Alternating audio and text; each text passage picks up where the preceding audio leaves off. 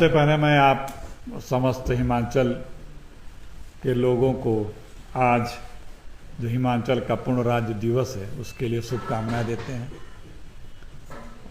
और ईश्वर से प्रार्थना करते हैं कि हिमाचल हिंदुस्तान के सबसे अग्रणी राज्यों में रोजाना फले फूले विकसित हो, यहाँ के लोग हमेशा खुशहाल रहें, स्वस्थ रहें और देश के मुकुट की तरह से हिमाचल हिंदुस्तान में चमकता रहे। आदरणीय केशव सिंह जी, जसवंत जी, जितेंद्र चौधरी जी, अमित जी, यशपाल जी, आप सभी लोगों का स्वागत है। हमारे प्रदेश कांग्रेस कमेटी के आप हमारे लीडर हैं। आपके बीच में हमें आकर के आज बड़ा अच्छा और गदगद महसूस कर रहा हूँ, क्योंकि आप लोगों ने विगत चुनाव में हिंदुस्तान में जो हुए थे 3 चुनाव, 2 राज्यों के चुनाव, उसमें यहाँ पे कांग्रेस की सरकार आप लोगों की मेहनत, जनता जनार्दन का सहयोग से बनी। आज हिंदुस्तान के हर राज्यों के मुख्यालयों पे भारतीय राष्ट्रीय कांग्रेस के तरफ से एक प्रेस कॉन्फ्रेंस किया जा रहा है। उसका कारण ये है, उसका करने का लक्ष्य ये है कि कल दिनांक 26 जनवरी से पूरे देश में 2 महीने के लिए कांग्रेस हाथ से हाथ जोड़ो कार्यक्रम चलाने जा रही है। जैसा आप सब लोगों को पता भी होगा, राहुल जी की भारत जोड़ो यात्रा जो आज 132 दिन हुए और लगभग 3900 किलोमीटर वो यात्रा चल चुकी है। उस यात्रा में जो अपार स्नेह और प्यार देश की जनता का हर प्रकार से मिलता गया और राहुल जी ने इस यात्रा के माध्यम से इस देश को जागृत कर दिया कि जो इस देश को आर्थिक, सामाजिक या राजनीतिक रूप से बांटने वाली शक्ति दिल्ली की जो सत्ता पे बैठी है, आदरणीय मोदी जी और उनकी बीजेपी, उनके मंसूबों को नहीं कामयाब होने देना है।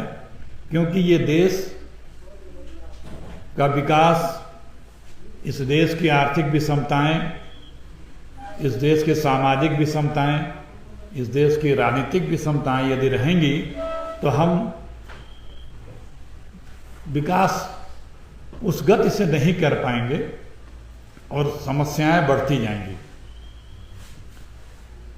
तो इसी यात्रा के उन संदेशों को पूरे प्रदेश के हर न्याय पंचायत स्तर तक, बूथ स्तर तक कांग्रेस के लोग जाकर के हाथ से हाथ जोड़ो हमारा ये 2 महीने के कार्यक्रम को संपादित करेंगे। उसमें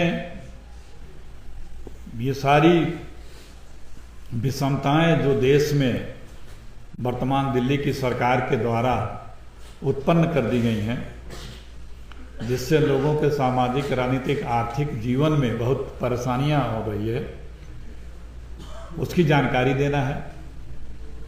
और इस तरह की सोच रखने वाली बीजेपी पार्टी से सबको जागृत करना है कि मिल के रहने में ही इस देश का सबका भला है। जो लोग हमें बांट करके राज करने की राजनीति करते हैं, उन्हें सतर्क रहने की जरूरत है। इसी क्रम में हिंदुस्तान के 6 लाख गांवों में 2,50,000 ग्राम सभाओं में और 10 लाख पोलिंग बूथों पे हम कांग्रेस के लोग जाएंगे और सबसे वहां मिलकर के राहुल जी की यात्रा का जो मकसद है भारत जोड़ो यात्रा का, उससे लोगों को अवगत कराएंगे।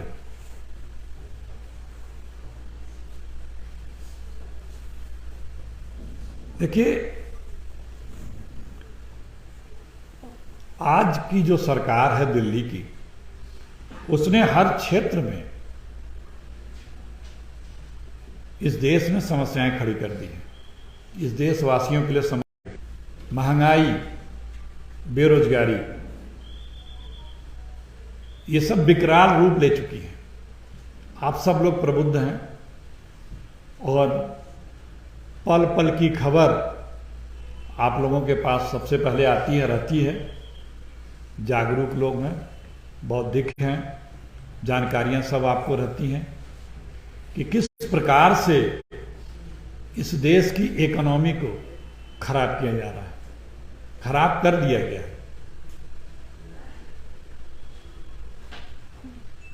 सन 47 से लेकर के सन 2014 तक इस देश ने लगभग हर प्रकार का कर्जा मिला के 55 लाख करोड़ रुपया कर्जा लिया था। और आदरणीय मोदी जी ने इस मात्र 9 साल के में ही 101 लाख करोड़ रुपया कर्जा ले लिया। आज भारत पे कुल कर्जा 155 लाख करोड़ रुपए है। मतलब जितने प्रधानमंत्री सन 14 तक हुए, जितना कर्जा उन्होंने लिया, लगभग उसका दूना कर्जा आदरणीय मोदी जी ने अपने मात्र 9 साल के कार्यकाल में ले लिया। और किया क्या? कर्जा लिया देश ने और उसका ज्यादा पैसा अपने मित्रों का कर्जा माफ करने में लगा दिया। 14 लाख करोड़ रुपए से ज्यादा 9 साल में मोदी जी ने मित्रों के कर्जे राइट ऑफ किए हैं बैंकों के। आप सबको जानकारी होगी। करोड़ से ऊपर बैंकों में जो उससे फ्रॉड से बैंक का डूब गया है। हिंदुस्तान की पूंजी का 60% चंद चुनिंदा लोगों के हाथ में है। तो हमारे दो की जो सरकार है, ये सरकार, मोदी जी की सरकार, कर्जा लेकर के और अपने मित्रों का कर्जा माफ कर रही है। किसी गरीब को, किसान को, छोटे एंटरप्रेन्योर को, किसी और कामगार को कोई सहायता नहीं मिल रही है। उनको किसी प्रकार की इतनी विषमताएं और परेशानियां आई, उसमें कोई उनको मरम्मत नहीं मिल रही है।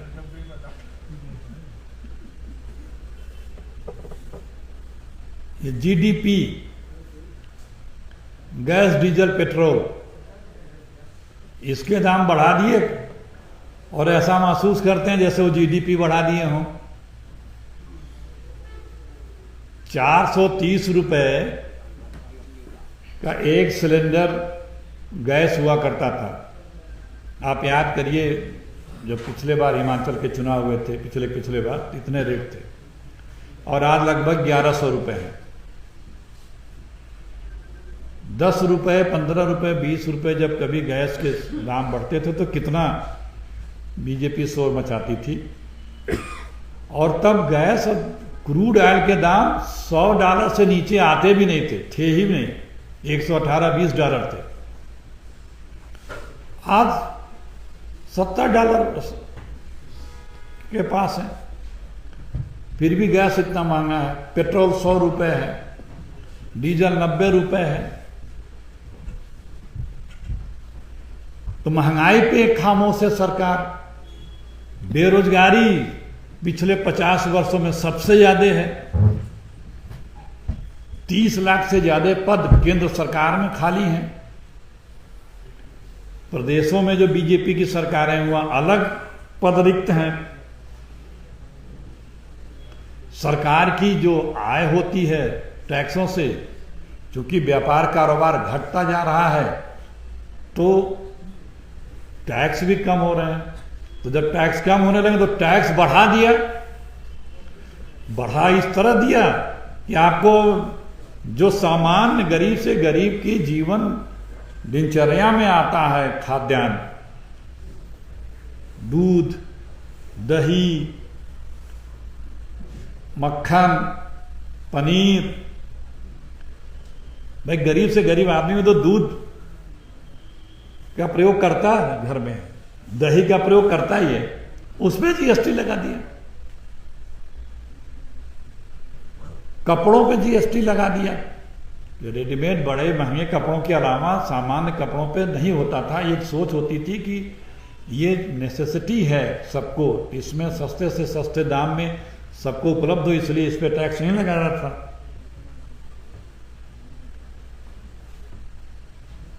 हम राष्ट्रीय सुरक्षा की बात करते थे, विदेश नीति की तमाम बातें करते थे। आप देखिए चीन किस तरह से गुस्ताखियां कर रहा है। एक लफ्ज तक की केंद्र की सरकार नहीं बोलती है। लाल लाल आंखें दिखाने की जो बात करते थे, मुंह से चीन को आपत्ति तक नहीं दर्ज कराते हैं।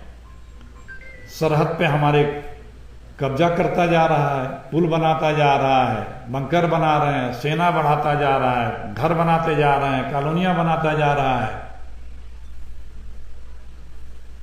छोटे छोटे राष्ट्र जो हमारे बगल में हैं, नेपाल तक हमें आंखें दिखा रहा है। आए दिनों आप लोग देखते होंगे कि अपनी वो क्लेम कर रहा है और भारतीयों से साथ दुर्व्यवहार कर रहा है, लाठी गोली चला रहा है। तो उस फ्रंट पे भी ये सरकार फेल है।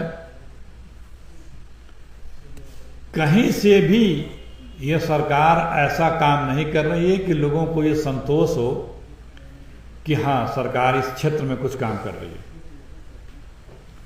बस इवेंट करना काम है, इवेंट मैनेजमेंट करते रहते हैं, उसी में दिखाने का प्रयास करते हैं कि हम कुछ न कुछ कर रहे हैं, लेकिन उससे किसी का न जीवनचर्या में सुधार आ रहा है, न उद्योग धंधे में सुधार आ जा रहा है, न नौजवानों का कोई भविष्य उससे आगे उज्जवल हो रहा है। सिर्फ सत्ता में बने रहने के लिए, जैसे ईस्ट इंडिया कंपनी पार्ट 1 थी, वो बांटो और राज करो और देश की धन संपदा को दोहन करके अपने लिए उपयोग में लाओ, उसी तरह से आज बीजेपी की केंद्र में बैठी सरकार है। सिर्फ बांट करके लोगों में नफरत पैदा करके राजनीति करती है, और इसी से बचना है। और इसी से बचने के लिए देश को जागरूक करने के लिए राहुल जी ने भारत जोड़ो यात्रा शुरू की थी। और हिमाचल ने दिखा दिया है कि हम इस देश को किस तरह से आगे बढ़ाना चाहते हैं। और ये चीजें अब हमें उम्मीद है कि धीरे धीरे पूरे हिंदुस्तान में लोग जहां भी अब आगे चुनाव होंगे वहां पे बीजेपी को बहुत से वादे आदरणीय मोदी जी ने किए थे। चुनाव 13 के 14 के पहले भी किए थे, 19 के पहले भी किए थे, लेकिन कोई एक भी वादा उन्होंने पूरा नहीं किया। वादों की इतनी लंबी श्रृंखला है कि मोदी जी को यदि मोदी जी के भाषण सुना दिए जाएं कि आपने क्या क्या वादे किए थे इस देश को, तो संभवतः अगर उनका जमीन जगह तो हो सकता है कोई काम हो जाए, लेकिन लगता नहीं, क्योंकि हर कोई बताता है कि आपने ये काम कहा था हम करके दिखाएंगे, लेकिन नहीं किया। आपने बोला था, नहीं किया। सन 2018 में बीजेपी की केंद्र की सरकार ने, जेटली जी ने और चुनाव नीति आयोग ने एक प्रेस कॉन्फ्रेंस किया था। कई बार मोदी जी ने भी बोला है कि जब हिंदुस्तान अपना 75वां अमृत होगा उस वक्त तक हम ये 40 योजनाओं को पूर्ण कर देंगे। अब बाकायदा उसकी बुकलेट जारी की गई थी और उस पर मोदी जी भी अपने भाषणों में दर्जनों बार बोल चुके हैं। जैसे आप लोगों ने सुना होगा, एक बहुत प्रचलित वीडियो है, कई बार कई स्थानों पर आदरणीय मोदी जी बोल चुके हैं कि मेरा एक लक्ष्य है, मैंने ये प्रण कर, उसमें शौचालय होगा, उसमें गैस का चूल्हा होगा और बहुत सी चीज़ें हैं, एक दो चीज़ें, बहुत सी चीज़ें हैं, बाकायदा उसकी पूरी बुकलेट है। वो क्या हुआ उसका कहे तो किसानों की आय 2 गुनी हो जाएगी सन 22 तक। मैं अभी सिर्फ सन 22 तक अमृत महोत्सव तक जो वादे किए थे उनका जिक्र कर रहा हूं। बुलेट ट्रेन बोले थे कि 22 तक चल जाएगी बंबई से अहमदाबाद। मानव चंद्रयान पहुंच जाएगा, 5 ट्रिलियन इकोनॉमी हो जाएगी, हर खेत को पानी हो जाएगा, हर खेत को शौचालय हो जाएगा, भारत को पोषण मुक्त हो जाएगा, पंचायत में इंटरनेट कनेक्शन हो जाएगा, हर भारतीय को 24 घंटे बिजली मिलेगी, हर घर में एलपीजी हो जाएगा, जीडीपी विकास दर 9 से 10% होगी, निवेश दर 36% होगी, बहुत सी चीजें। एक भी पूरा नहीं हुआ। तो झूठे सब्जबाग दिखा करके आप सत्ता में आ तो जरूर जाते हैं, लेकिन लोग अब समझ गए हैं कि काठ की हाड़ी बार बार नहीं चढ़ती है और लोग जागृत हो। इन्हीं सब बातों को लेकर के हमारी कांग्रेस पार्टी का हर आदमी, आज ही अभी हमारी प्रदेश सम्मानित अध्यक्षा जी से भेंट हुई, वो कार्यक्रम के लिए निकल गई। युद्ध स्तर पे यहाँ हाथ से हाथ जोड़ो कार्यक्रम की तैयारी हिमाचल प्रदेश कांग्रेस कमेटी ने कर रखी है, आदरणीय मुख्यमंत्री जी ने कर रखी है और उसी में लगे हुए हैं लोग, क्योंकि समय करीब आ रहा है अपने बेहतर भविष्य को चुनने का। प्रदेश में तो हिमाचल ने चुन लिया, अब देश में चुनने का समय आ रहा है। हमें पूरी उम्मीद है कि इसी उम्मीद पे फिर हिमाचल और बेहतर उम्मीद से लोकसभा चुनाव में भी उतरेगा, खरा उतरेगा। तो उसी तैयारी के सिलसिले में हम आज आए थे और एक आप लोगों के बीच में, ये हमारे प्रदेश के सारे लोग तो बताते ही होंगे, लेकिन भारतीय राष्ट्रीय कांग्रेस के तरफ से भी हुआ कि सब जगह जा कर के एक बार अपने मकसद को, अपने लक्ष्य को आप लोगों के बीच रखा जाए और आप लोगों के माध्यम से जनता तक बात ये पहुँचे और इस देश को फिर कांग्रेस के हाथों में सौंप करके इसकी विकास की गति को, जो राजीव जी के समय, मनमोहन सिंह जी के समय थी, कांग्रेस के सरकारों के समय थी, उस गति को प्रदान किया जाए।